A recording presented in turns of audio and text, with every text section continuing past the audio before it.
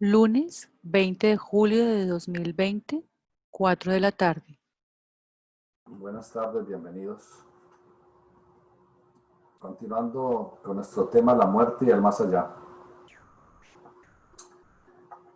Vamos a hablar hoy del duelo.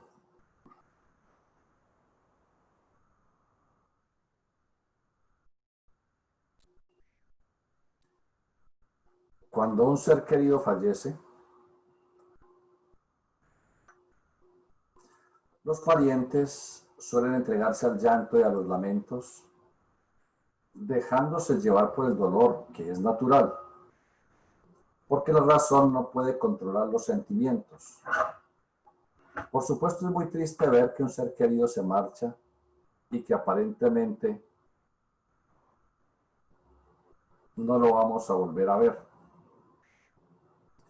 Llorar y lamentarse por los seres que se han ido es falta de conocimiento. Y aunque no lo creamos, es también egoísmo, porque provoca dolor en ellos. Cuando los deudos, con la pena moral que tienen, mandan a celebrar misas interminables por los que se han ido, esa situación anímica mantiene a las personas que fallecieron en un estado muy difícil, del cual no salen fácilmente, pues no logran despertar definitivamente en el mundo del deseo, debido a que se les atrae con las misas y las novenas y todas estas cosas. Y como tampoco pertenecen al mundo físico, están entre dos mundos, lo que les produce sufrimiento. Es una buena costumbre la misa de las exequias y otra al año del fallecimiento, si así lo desea la familia. Pero después se debe dejar en paz al alma amada. El valor de las misas es que las personas que asisten a ellas en actitud mística e introspectiva, que están de todo corazón identificadas con el fallecido, imaginalmente le están ayudando a despertar en las regiones celestes. Pero si se siguen haciendo misas, llorando por el fallecido e imaginándolo todo el tiempo, no permitimos que aquel trascienda a las regiones espirituales. Quienes han fallecido ven y sienten el dolor de sus deudos, lo que los aflige y los amarra al mundo físico sin poder seguir su rumbo natural. Como el deudo no oye ni ve al fallecido porque no tiene facultades psíquicas ni entiende la situación por falta del conocimiento adecuado, sigue haciendo sufrir sin saberlo a su ser querido fallecido. El hecho de que el fallecido se encuentre en ese estado intermedio tan lamentable es debido a una deuda kármica, porque hizo lo mismo con otros en el pasado. Es una forma de reaccionar que se repite generación tras generación mientras no se tenga el conocimiento esotérico. Cuando alguien llora recordando a la persona fallecida, forma un lazo telepático con ella y la atrae. Las personas que han fallecido recientemente pueden ver a los que estamos aquí, quien ya se marchó, quien falleció. Nos pueden ver inicialmente, después no, aunque nosotros no los podamos ver. Ellos no solamente ven nuestro cuerpo, sino también el alma, es decir, nuestro estado anímico. Ven el dolor de los deudos y tratan de entrar en contacto con ellos para que no sufran más. Esperan a que el deudo se duerma y ya juntos en el mundo del deseo, cuando salimos de nuestro cuerpo al quedarnos dormidos, le dicen: mira que no estoy muerto, estoy feliz, deja ese dolor. Pero la mayoría de las personas al despertar no recuerdan la experiencia. A veces las personas comentan: soñé con un pariente que se murió, pero yo lo veo vivo. Es que no está muerto, está vivo y más vivo que nunca. Ya no está limitado por el cuerpo y puede desplazarse instantáneamente a donde quiera.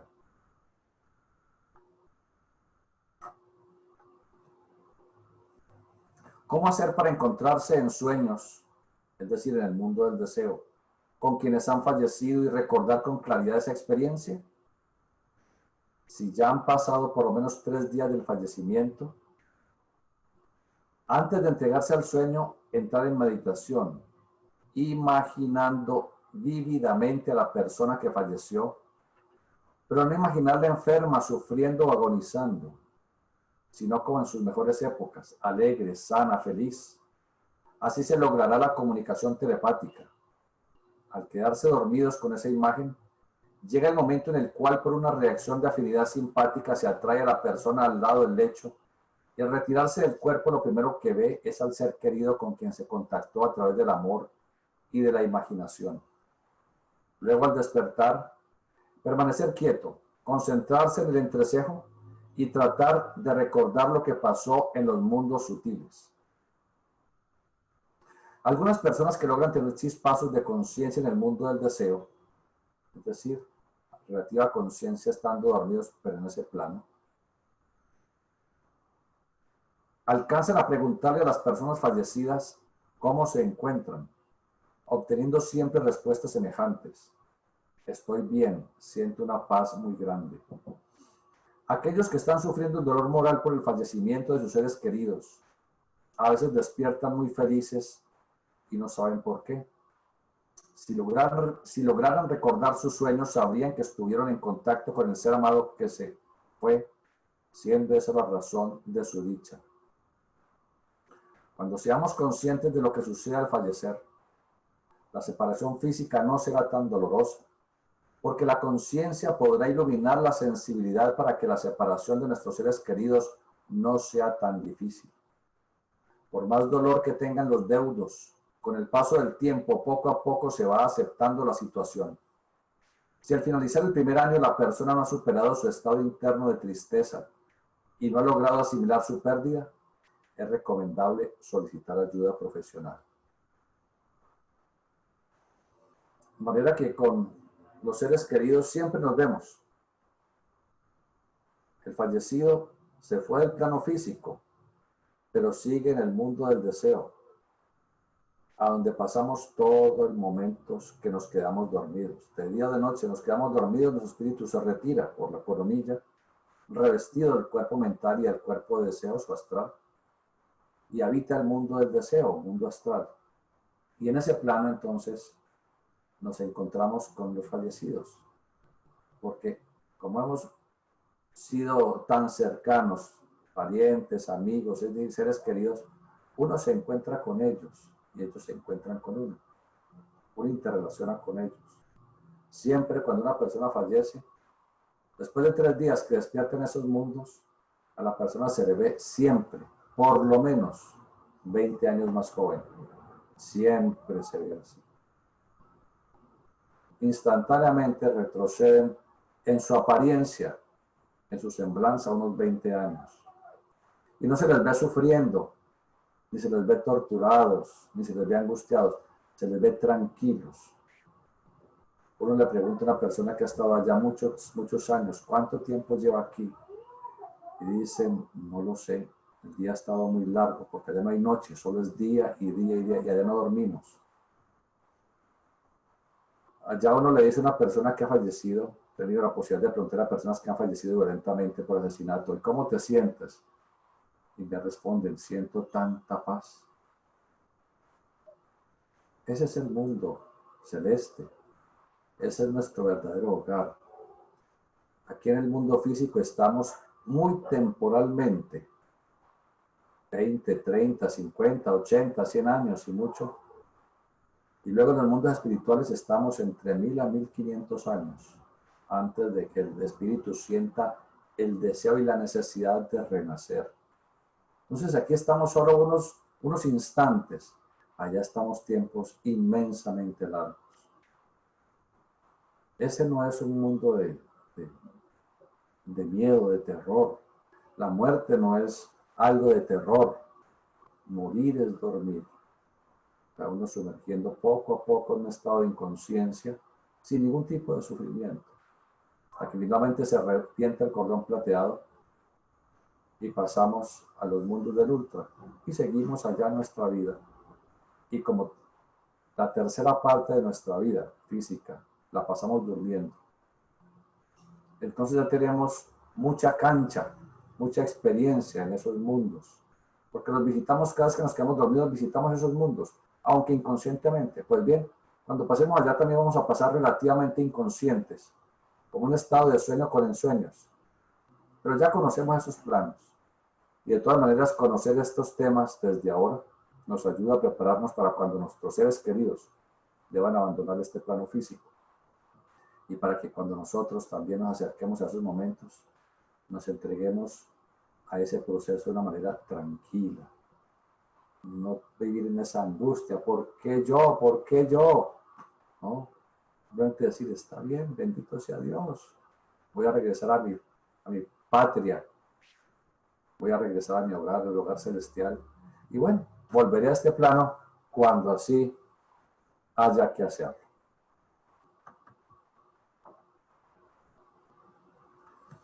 Como estamos hablando de la muerte y del más allá, tenemos que analizar el mundo físico y tenemos que analizar los mundos suprafísicos.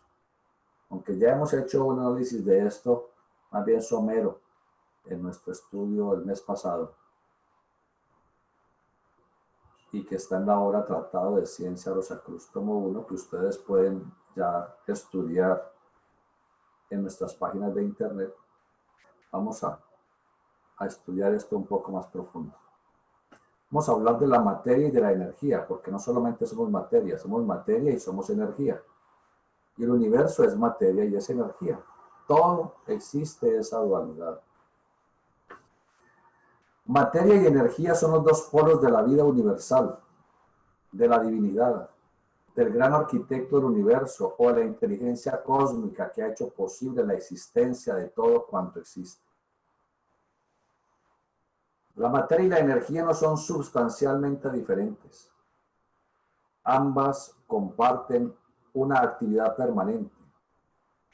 La ciencia física ha confirmado el postulado del señor Einstein que dice: la materia es energía condensada y la energía es materia que se ha sutilizado.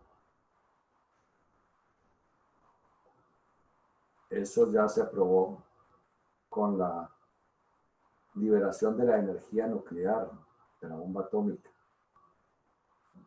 Unos cuantos gramos de material radioactivo, uranio o plutonio, se someten a una fisión nuclear y se libera la tremenda energía que está subyacente en esa cantidad de materia. Unos cuantos gramos, y pueden producir la energía destructiva equivalente a varios megatoneladas de dinamita. Entonces, siempre en la materia existe un potencial de energía extraordinario. Y la energía, por fusión nuclear, se va convirtiendo en materia. Nosotros somos materia y somos energía. Y en nuestro núcleo atómico, llamado el sacroplexo, tenemos un potencial de energía extraordinario, portentoso, que algún día a través de la evolución en futuras encarnaciones liberaremos por fin. La materia y la energía no son sustancialmente diferentes. En los minerales se encuentra de una manera subjetiva la inteligencia universal, permitiendo que los minerales se amalgamen para hacer posible la existencia de la materia, la que al observarla en su complejidad y densidad no es más que la asociación de los elementos químicos de polaridad contraria, que al vincularse permiten que surja todo cuanto existe. Pero la materia no la podemos desligar completamente de la energía, porque energía y materia son los dos polos de la causa eterna del universo, permitiendo su existencia. La materia tal como la pueden conceptuar nuestros sentidos la vemos densa y compacta. Pero si pudiéramos penetrar en ella a nivel molecular, nos encontraríamos con una especie de galaxia llena de sistemas solares, en donde los átomos con sus electrones estarían separados inmensamente los unos de los otros, manteniendo la armonía de sus órbitas gracias a las fuerzas de cohesión molecular que proporcionan la dureza y estabilidad relativa de la misma. El mundo físico está constituido por sólidos, líquidos y gases que mantienen su actividad debido a la energía vibratoria que produce el calor o la energía radiante, que es un estado más sutil aún, que permite que los otros tres puedan interactuar. Cuando a los sólidos se les aplica calor, se estimula su vibración molecular y poco a poco se derriten y se convierten en líquidos. Si se sigue aplicando calor, continúa aumentando la vibración molecular hasta que las moléculas se separan tanto que se vaporizan o se sutilizan. Las enseñanzas rosacruces afirman que no estamos únicamente constituidos de materia. Somos una dualidad de energía y materia, o espíritu y materia. La ciencia médica habla de la dualidad mente-cuerpo, pero somos mucho más que eso. El hecho de que el ser humano esté constituido por 7 cuerpos o vehículos, que ya los hemos estudiado y ahora los recapitularemos. Estos cuerpos le permiten al espíritu manifestarse y adquirir experiencia para continuar el proceso de perfeccionamiento y de evolución. De esos 7 cuerpos, el cuerpo físico es el más denso que el espíritu utiliza para la adquisición de conciencia. Mientras el espíritu está en un cuerpo denso, puede manifestarse en el mundo físico, pero cuando abandona la materia en el proceso llamado muerte, pasa a un estado de vibración relativamente superior, en el cual ya no necesita el cuerpo denso ni el cuerpo vital. El mundo del deseo, donde continúan su existencia los llamados muertos, se encuentra interpenetrando el mundo físico en un grado de vibración más sutil que el mundo físico. El mundo del deseo no queda en ningún lugar en el tiempo, ni en el espacio, ni en la lejanía del universo. Interpenetra al mundo físico, así como lo hacen las ondas de la televisión y de la radiofrecuencia, aunque no seamos conscientes de su actividad. Si tenemos los aparatos que nos permiten canalizar esas longitudes de onda, podemos no solamente escuchar, sino también ver la información que se transmite a través de ellas. Los seres humanos, en general, estamos capacitados para observar únicamente lo que nuestros sentidos físicos nos permiten captar. Pero hay energías mucho más sutiles que solamente pueden percibirse desarrollando los sentidos suprafísicos, lo cual se logra por medio del trabajo interno. Esas capacidades permiten percibir energías mucho más sutiles como las que recorren los mundos suprafísicos. Quien logra desarrollar la clarividencia, por ejemplo, tiene la posibilidad de observar a aquellas personas que decimos que están muertas. Los egipcios dejaron una obra llamada el Libro de los Muertos, o el Libro de la Morada Secreta, para hacer referencia a que estamos muertos en la fosa de la carne, porque realmente los muertos somos nosotros, pues estamos limitados por este mundo tridimensional, mientras que aquellos que partieron, debido a la plasticidad del mundo del deseo, son libres viajeros, que pueden desplazarse instantáneamente a cualquier parte del planeta cuando así lo deseen. Los místicos esoteristas que conocen lo que pasa en el mundo del deseo, saben que en los mundos sutiles, lo que uno imagine, inmediatamente sucede. Los niños, durante los primeros años de vida, no son totalmente conscientes de este mundo físico, pero sí lo son relativamente de los mundos espirituales. Recuerdan esos mundos e inclusive otras vidas. Si se le preguntara a un niño de 1 o 2 años, ¿quién eras tú cuando eras grande? Probablemente contará situaciones. Nombrará algún lugar desconocido para él actualmente, hablará de amigos y conocidos, porque para los niños es natural recordar en sus primeros 2 o 3 años de vida, recordar otras vidas. Para ellos también es natural observar clarividentemente en sus primeros años de vida a los elementales, que son entidades que no tienen cuerpo físico. Por eso muchos niños hablan de algún compañerito de juegos. Se los oye hablar, reírse, y se piensa que es su imaginación, o que están fantaseando, como diría la psicología.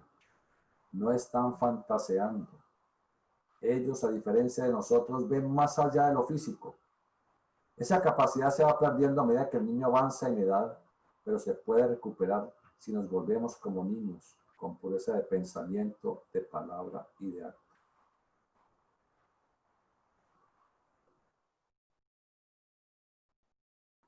Ya hemos hablado de la constitución psicofísica del ser humano. Vamos a compartirles pantalla.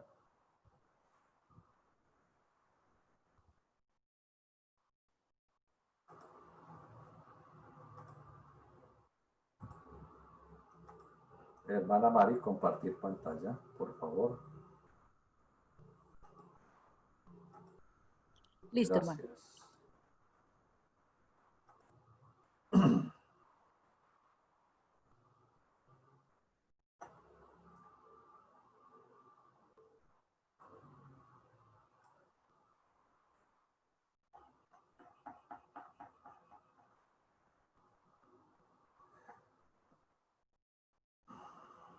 Entonces, en la constitución psicofísica del ser humano, como observan en sus pantallas,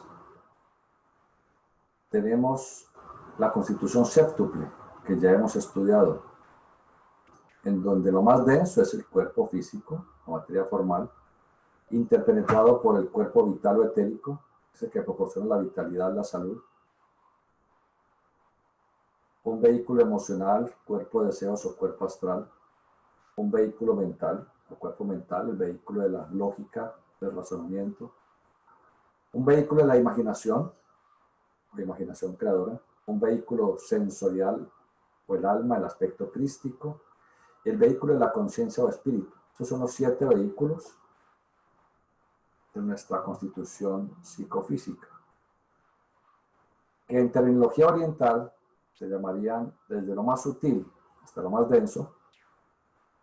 Tendríamos Atma como espíritu, Buddhi como alma, Manas superior como imaginación creadora o mente abstracta, Manas inferior como la mente normal o la razón, Kama como el cuerpo de los deseos, Linga Sharira, que es el vehículo de la vitalidad que nos proporciona la salud, y finalmente Sthula Sharira, que es el cuerpo físico. Los seres humanos no solo somos carne, huesos y sangre, somos mucho más. Tenemos vitalidad, emociones, capacidad para pensar, imaginar, sentir, así como voluntad para dirigir nuestra vida. Somos extremadamente complejos, pero dentro de esa complejidad existe una sencillez absoluta, que es la vida evolucionando en diferentes vehículos que le sirven al espíritu para adquirir la experiencia que necesita. Como espíritus evolucionantes venimos desde un remotísimo pasado de miles de millones de años, durante los cuales, con la ayuda de jerarquías cósmicas, no extraterrestres, sino jerarquías cósmicas, fuimos formando los cuerpos que actualmente constituyen nuestra naturaleza, tanto física como psíquica, y que nos sirven como fundamento para adquirir experiencia en este mundo tridimensional. El cuerpo denso, relacionado con el mundo físico, con la materia formal, nos proporciona experiencias en el mundo físico. El cuerpo vital mantiene la salud. El cuerpo emocional nos hace enojar, pero también nos hace desear y estar activos. Y el cuerpo mental nos permite pensar con más o menos claridad. El cuerpo físico y el vital son de naturaleza material. Los demás son vehículos de experiencia del ego, del espíritu, que todavía no están bien desarrollados como cuerpos. Los cuerpos físico, vital, emocional y mental constituyen la personalidad.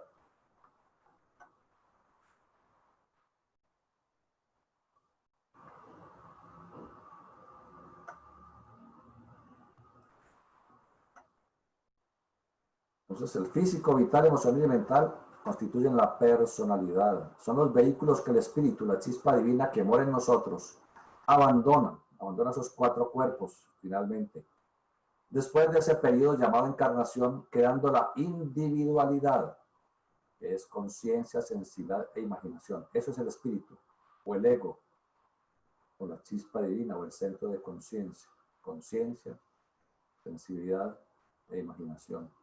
O conciencia, amor e imaginación. Eso es realmente nuestro ser. Un centro de conciencia, de amor y de poder. El cuerpo físico es absolutamente indispensable en nuestro aprendizaje y peregrinaje en el mundo material para la adquisición de experiencia en la evolución. El cuerpo vital que interpenetra el cuerpo denso provee la vitalidad que los mantiene sanos, manteniendo la integridad de todas las moléculas, átomos, células, tejidos, aparatos y sistemas de nuestra corporeidad. El cuerpo vital recibe la vitalidad directamente del sol cuando estamos bajo sus rayos e indirectamente a través de los alimentos, del agua y de la respiración. La atmósfera, luego de saturarse de la vitalidad solar, porque la vitalidad proviene del sol, la entrega a todo ser viviente e incluso a la materia, aunque en menor proporción. El cuerpo vital o doble etérico tiene un nivel de vibración extremadamente rápido que impulsa nuestras células a la actividad permanente presionado por la energía del cuerpo emocional. Cuando la actividad vibratoria del cuerpo vital se frena por alguna emoción, por algún pensamiento obsesivo o por intoxicación física, produce como resultado en el cuerpo físico una infección, una inflamación, debilidad o mal funcionamiento de algún órgano, es decir, enfermedad. Además de tener un cuerpo físico y un cuerpo vital, tenemos también un cuerpo de deseos o emocional, que tiene que ver con las emociones. Una emoción nos impulsa en un momento determinado para lograr lo que se desea. Es la fuerza de la emoción la que busca la satisfacción del hambre y del instinto, o llenarse de ira y pelear. El cuerpo emocional se manifiesta como una nube de energía que rodea el cuerpo físico. Cuando el espíritu abandona definitivamente los cuerpos físico y vital después de fallecer, el cuerpo emocional adopta en el mundo del deseo la forma física que tenía la persona, razón por la cual cuando nos encontramos durante el sueño, o quien es consciente y pasa a esos mundos, cuando nos encontramos con personas desincorporadas en esos planos, el astral, el mundo del deseo, o el mundo mental, las observamos con la figura que tuvieron en el mundo físico. Esa forma con el correr de los años empieza a desaparecer, quedando finalmente el rostro y las manos. Interactuando con los cuerpos físico, vital y de deseos, está la mente o cuerpo mental que nos permite pensar, teniendo como instrumento al cerebro, a través del cual la mente puede actuar en nuestra naturaleza. El cerebro es el mecanismo psicofisiológico que permite que el espíritu pueda aprovechar toda la información que llega a través de los sentidos. La mente nos ayuda a comprender racionalmente lo que debemos hacer en todos los momentos de la vida. Es la mente la que nos permite captar relativamente la información y memorizar las ideas para equiparnos mejor en la lucha por la supervivencia. Ella nos permite aprender, discernir, analizar según la dirección que le demos. Quien llega al conocimiento de las leyes que rigen la vida y la evolución puede utilizar su mente como una herramienta a través de la cual el espíritu desarrolla pensamientos superiores y dirige su vida. La mente, más sutil que la emoción, la vitalidad y la materia densa, es importante, pero no es lo más trascendente. La mente, la razón, el racionalismo es evanescente. En ella los conocimientos que no utilizamos frecuentemente se olvidan, debido a que sirve solamente para utilizar la lógica y para comparar las situaciones que vamos aprendiendo con otras ya conocidas. Más sutil que la mente es la imaginación que descubre los secretos de la naturaleza.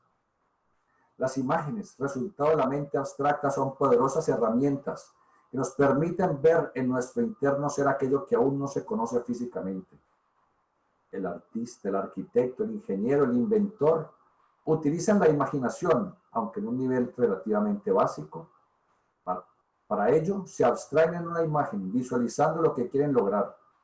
A través de ese cuadro interior logran mostrarle al mundo la pintura, la escultura, la arquitectura, o los nuevos descubrimientos que permiten que avance la ciencia, la tecnología, la medicina, el arte, etc. Todo el que aprenda a utilizar adecuadamente la imaginación puede convertirse en un mago. Podrá sanar a los demás, lograr lo que se proponga y tener éxito en cualquiera de sus actividades. ¿Por qué aparentemente solo algunos tienen esas capacidades? Porque no nos hemos entrenado, porque nadie nos ha enseñado a imaginar, solo nos han enseñado a pensar. Es como nos entrenan en la escuela primaria, y la secundaria y la universidad. Solamente es un entrenamiento de la mente, del pensamiento concreto. No nos enseñan a imaginar, no nos enseñan a abstraernos, a visualizar, a interiorizarnos a través de la meditación. La manera de diferenciar lo que es la mente de lo que es la imaginación es que quien imagina ve, mientras que quien piensa compara. El que imagina es inteligente, en cambio el que piensa es intelectual. El intelectual logra acumular una gran cantidad de información y puede ser muy brillante, pero la información acumulada por la mente racional no permanece. La brillantez del intelecto rápidamente es opacada ante aquel que realmente sabe imaginar. Cuando aprendemos algo imaginando primero, es decir, visualizando lo que queremos saber y a través de la sensibilidad llegamos a intuir todos los mecanismos relacionados con aquello, lo así aprendido permanece. El que imagina y siente jamás olvida, porque se está elevando a las regiones del espíritu en donde habita la conciencia.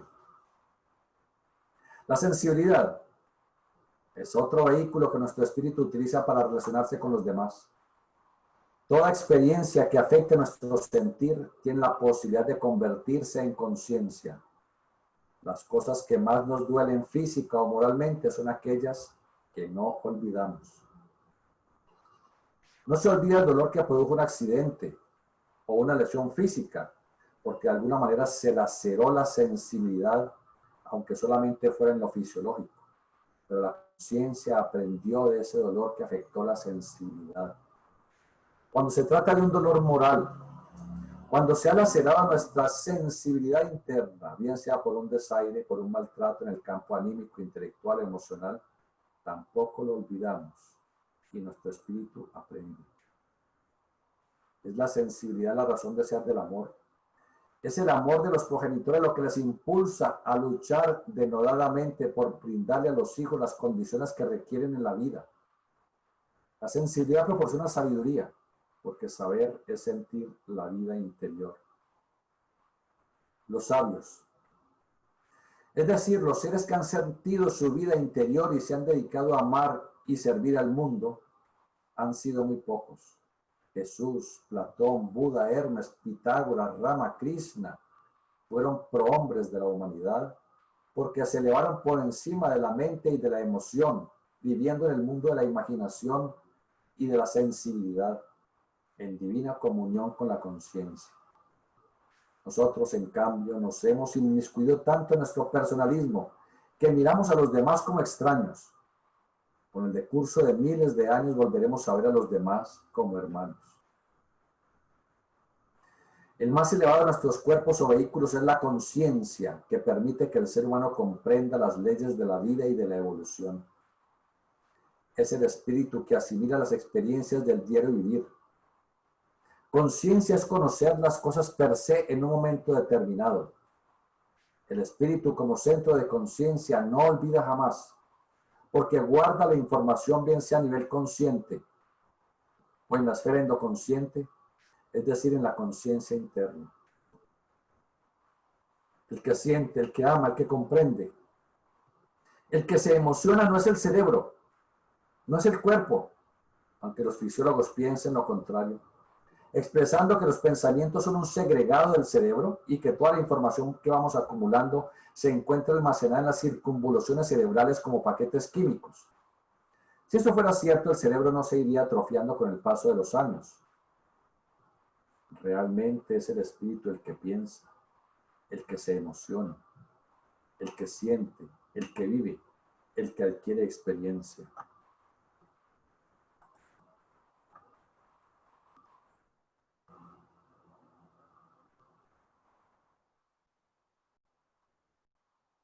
El cuerpo físico es el que percibe las sensaciones dolorosas que en últimas siente nuestro espíritu interno. Cuando una persona se le somete a anestesia o trance hipnótico, el espíritu es sacado del cuerpo, lo que permite que pueda operarse sin dolor, porque el que siente no es el cuerpo, es el espíritu.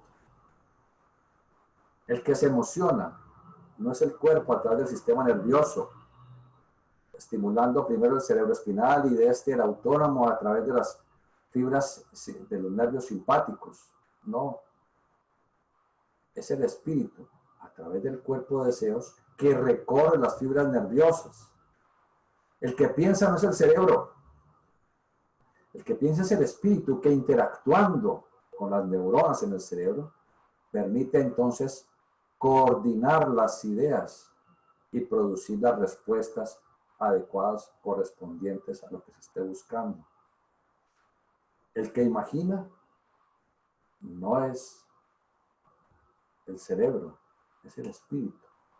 El que siente, el que ama, no es el espíritu, es la parte anímica. Es el espíritu en su parte anímica, siempre es el espíritu. Entonces el cuerpo es solo un instrumento y el espíritu es el artista.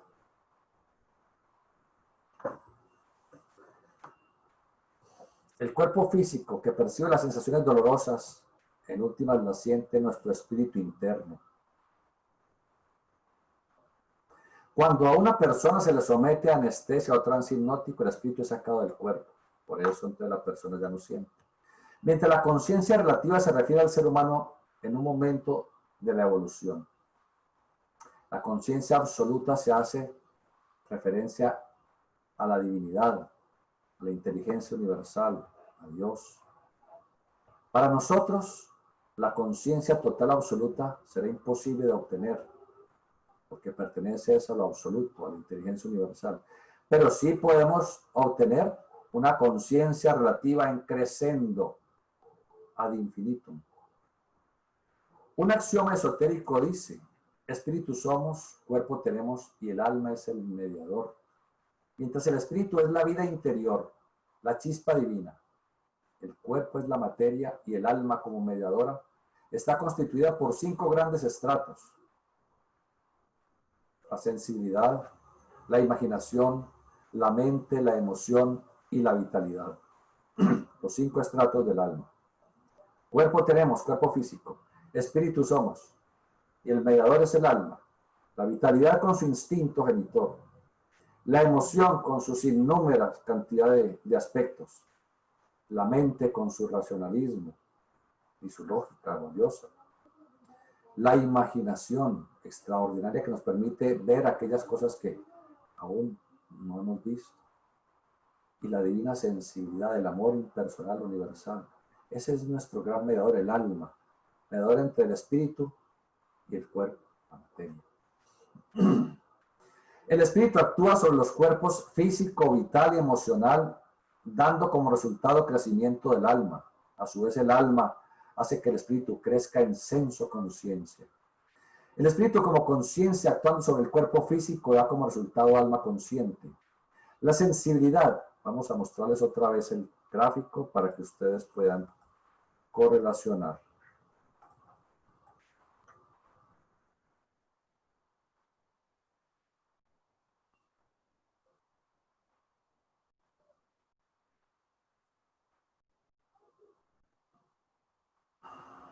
El espíritu como conciencia actuando sobre el cuerpo físico da como resultado alma consciente. La sensibilidad actuando sobre el cuerpo vital da como resultado alma sensorial. La imaginación actuando sobre la emoción da como resultado alma emocional. Así, el alma y el espíritu en permanente interrelación en un proceso eterno e infinito permiten la evolución. Llegará el momento en el que la humanidad habrá terminado su evolución terrestre y ya no necesitará más la resistencia que le ofrece el mundo material para continuar adquiriendo experiencias. Abandonará definitivamente la materia y como espíritus continuaremos evolucionando en vehículos y planos cada vez más sutiles, porque la vida es eterna en su devenir.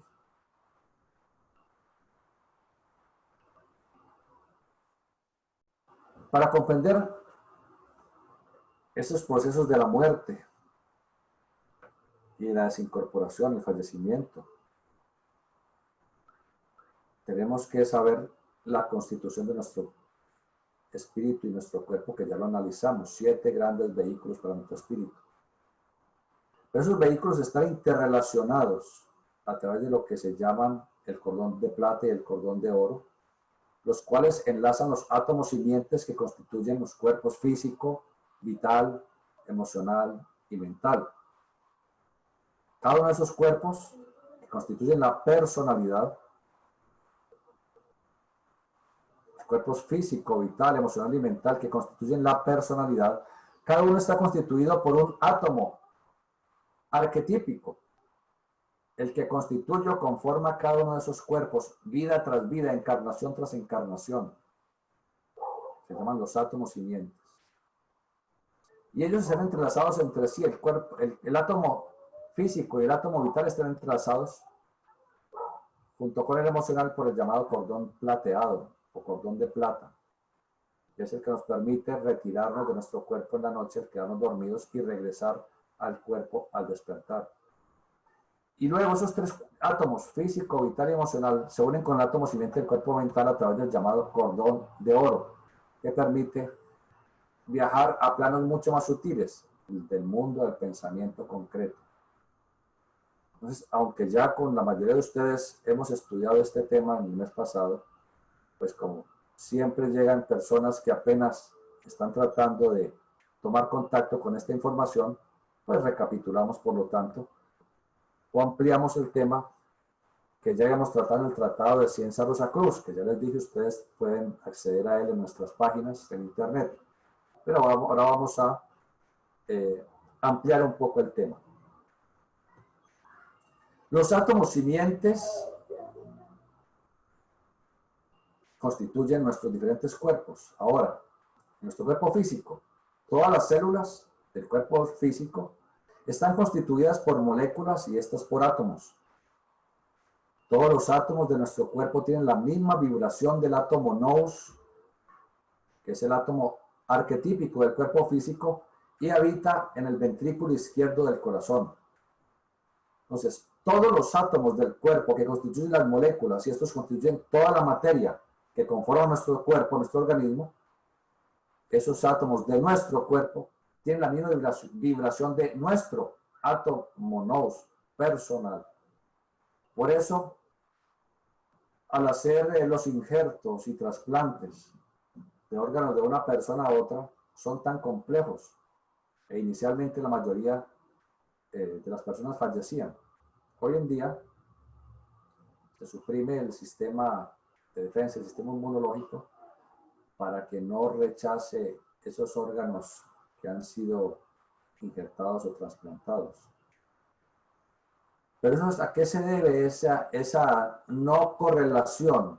Se debe a que nuestros tejidos están vibrando la frecuencia vibratoria particular, personal, de nuestro átomo nous radicado en el ventrículo izquierdo del corazón. Entonces no está a la misma frecuencia vibratoria de ningún otro de los 7.500 millones de seres humanos que somos. Todos vibramos a un nivel diferente. Entonces, nuestro cuerpo vibra la frecuencia vibratoria del átomo nous en el corazón y del átomo arquetípico que se encuentra localizado en la médula oblonga. Son los dos átomos que mantienen la integridad de nuestra materia, de nuestro cuerpo físico. Ambos átomos responden a una nota musical en una octava característica que es diferente para cada persona. Cada uno tenemos una nota en la que vibran esos átomos, el átomo nous en el corazón y el átomo arquetípico en la médula oblonga. Esa es nuestra nota clave, nuestra nota característica. Ya hemos hablado de eso en nuestras charlas anteriores. Gracias a la actividad de esos átomos, especialmente el átomo nous en nuestro cuerpo físico, podemos estar más o menos sanos y longevos. El átomo nous en el corazón rige una serie de átomos en nuestro organismo que se llaman los átomos obreros. Y como obreros que son, están constantemente trabajando en todas nuestras células, reparándolas, regenerándolas, desintoxicándolas. Todo nuestro organismo está bajo la acción de los átomos obreros. Y estos están bajo la dirección del átomo nous. Entre mayor armonía haya en nuestro corazón, entre más paz, bondad, espiritualidad, sensibilidad, altruismo haya en nuestra vida, y eso todo habita en nuestro corazón, entonces mayor es la actividad del átomo nous sobre los obreros atómicos y estos sobre nuestro cuerpo físico, para que se mantenga el cuerpo más o menos sano y podamos llegar más o menos íntegros a la ancianidad. Es lo que llamarían la ciencia la longevidad. La persona más emotiva es más enferma, la persona egoísta, la persona que vive en cualquier aspecto emocional o muy racionalista. Entonces el átomo nous no tiene la capacidad de guiar a los átomos obreros, que son los que mantienen la integridad de todas nuestras células. y por lo tanto estas personas emotivas son más enfermas. Eso ya lo hemos tratado. Sigamos adelante. Gracias a la actividad de ese átomo en nuestro cuerpo físico, podemos estar más o menos sanos y longevos. Conociendo y entonando la nota musical propia, se puede regenerar el cuerpo físico, manteniéndolo sano mientras dure la encarnación. Los átomos simientes, conocidos esotéricamente como átomos permanentes, son los que enlazan entre sí al espíritu en su triple aspecto, es decir, el átomo permanente de la conciencia, llamado espíritu divino, el átomo permanente de la sensibilidad, llamado espíritu de vida, el átomo permanente del espíritu humano, de la imaginación, claro, llamado espíritu humano. Esos tres aspectos es lo que constituye nuestro espíritu interno, nuestro ego, nuestra mónada, para ser más exactos. Ahora, los átomos simientes constituyen la información o guardan información de todos los cuerpos físico, vital, emocional y mental que hemos tenido a lo largo de todas nuestras millones de años de evolución como humanos en el planeta Tierra. Y gracias a eso se puede formar vida tras vida unos nuevos cuerpos físico, vital, emocional y mental, que ya lo hemos estudiado. El átomo simiente del cuerpo físico se localiza en el ápice del corazón, en el ventrículo izquierdo.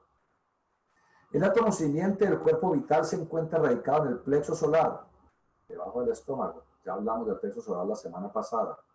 Sitio en donde se acumula la vitalidad que se recibe por el vaso etérico proveniente de esta vitalidad del sol. El átomo simiente del vehículo emocional, cuerpo deseoso astral, está situado a nivel de la zona interlobular del hígado.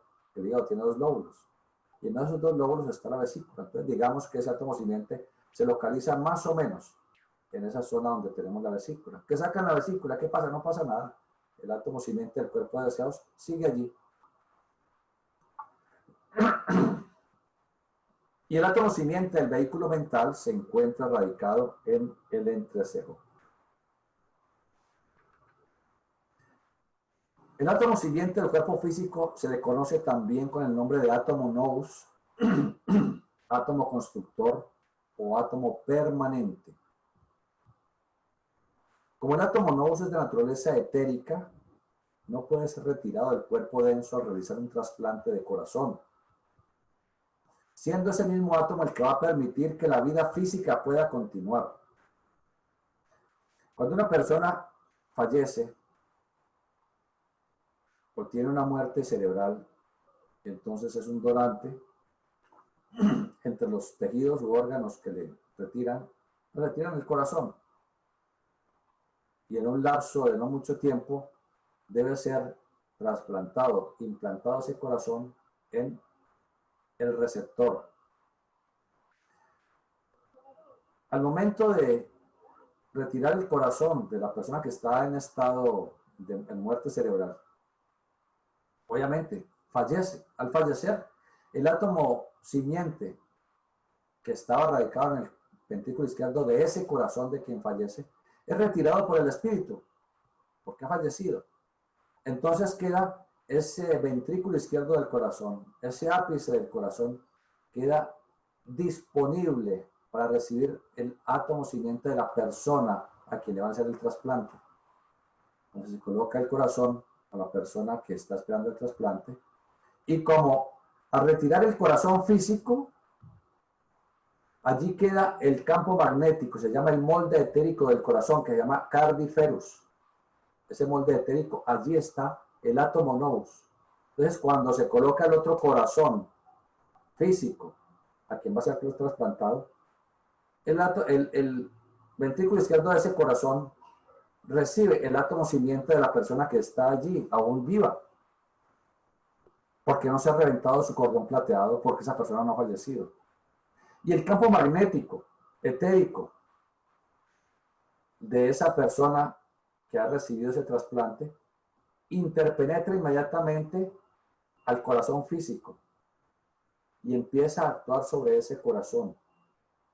Le inyecta su vitalidad, e inyecte su fuerza arquetípica. Y el átomo nous además también empieza a doblegar por los obreros atómicos a las células que constituyen ese corazón que le han prestado, que le han trasplantado. Y a lo largo de los días, las semanas, los meses y los años, renueva completamente esas células.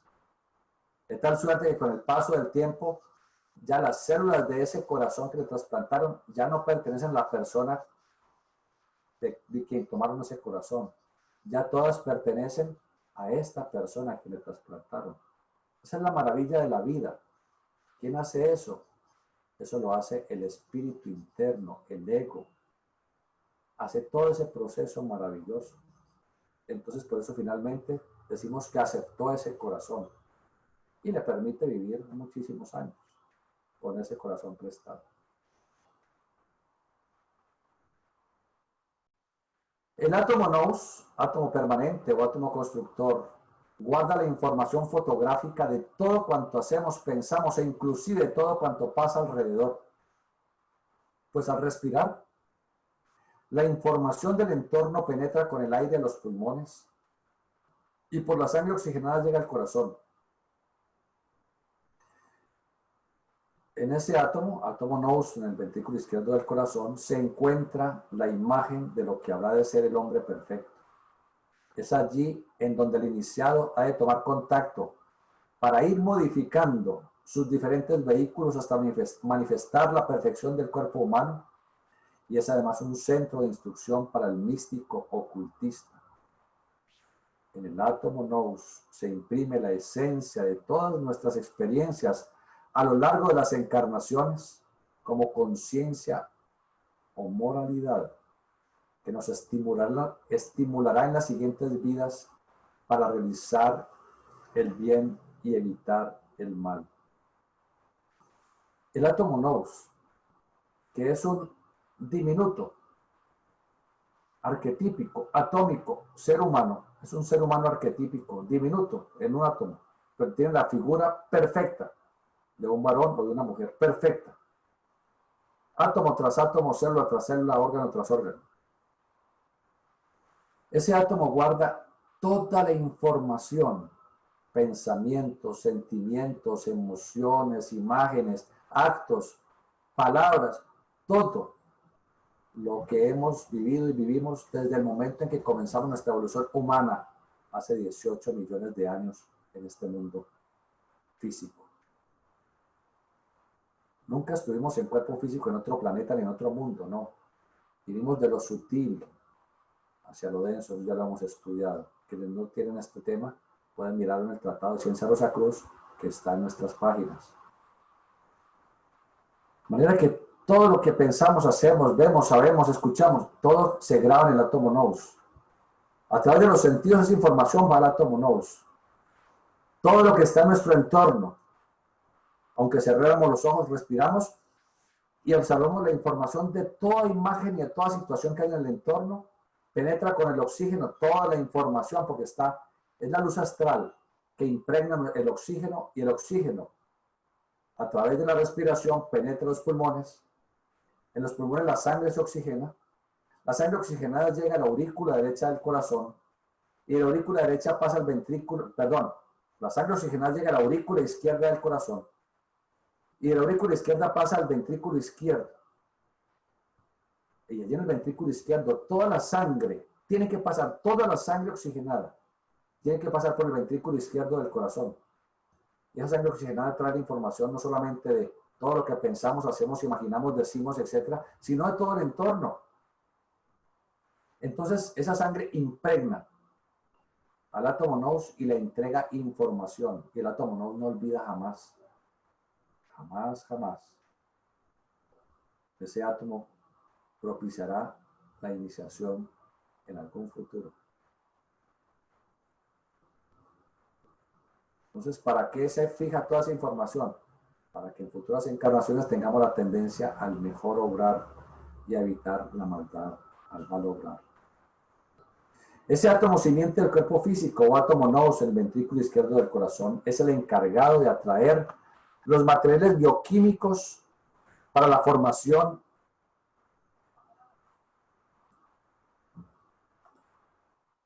es el encargado de traer los materiales bioquímicos para la formación del cuerpo denso. Este átomo ha permanecido con cada espíritu, en particular formando parte de todos los cuerpos densos que ha tenido y seguirá formando parte de todos los demás cuerpos físicos que tendremos durante todo el resto de la evolución terrestre. No importa los miles o cientos de miles o millones de años que aún tengamos que tener cuerpo físico. Ese átomo siempre estará presente y formará nuestro cuerpo físico encarnación tras encarnación. Estudiaremos el átomo simiente del cuerpo vital el miércoles en nuestra próxima charla. Les agradezco mucho su atención. Si tienen preguntas, comentarios, inquietudes que podamos solucionar, entonces por favor váyanos escribiendo y trataremos de solucionarlos hasta donde nos sea posible. Muchas gracias, hermano. Bueno. Bueno, pues por el momento no hay ninguna pregunta. No sé si les damos un momentico a ver si de pronto alcanzan a escribir algo. No. Claro, claro.